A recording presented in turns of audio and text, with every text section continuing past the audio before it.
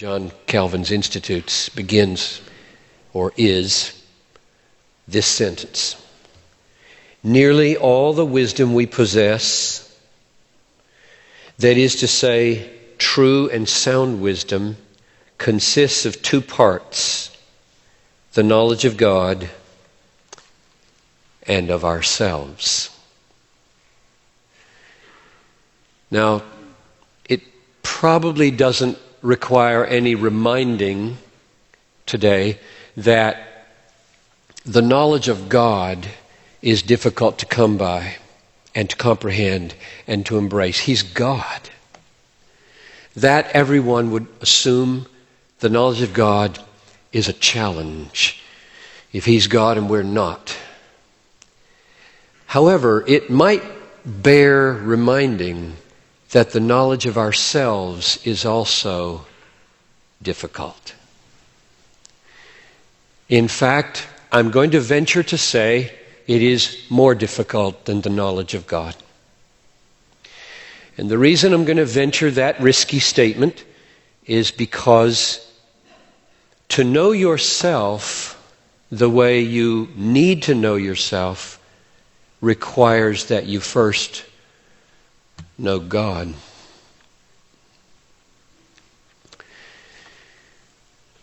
Therefore, self-knowledge and God-knowledge are both required for self-knowledge.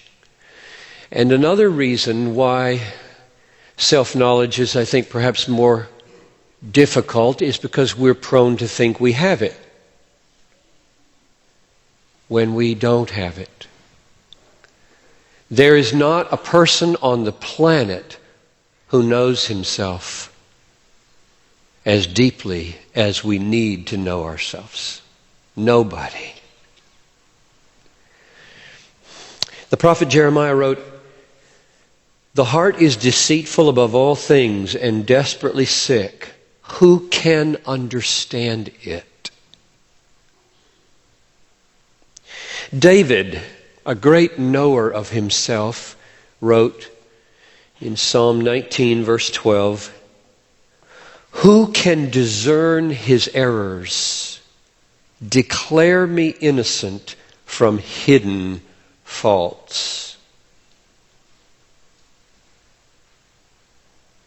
In other words, we never get to the bottom of our sinfulness. Ever.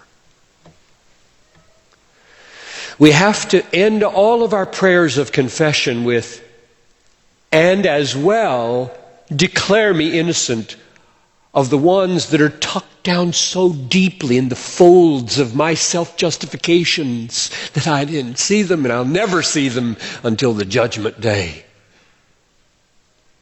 exposes them."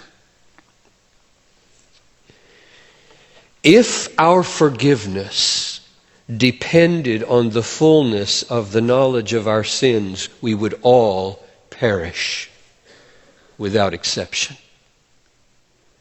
No one knows the extent of his sinfulness. No one. I don't care how guilty you feel tonight, you don't know how bad you are. You don't know. It's deeper than anyone can fathom. The Bible, however, that glorious book of God, does not leave us without help in knowing ourselves. The fact that you can't know yourself fully does not mean you can't know yourself deeply, significantly, and to that degree truly. And indeed you must. You just must. The Bible has a clear and devastating word about our souls. And the reason it has a clear and devastating work about our souls is so that we will know what we need and dance when God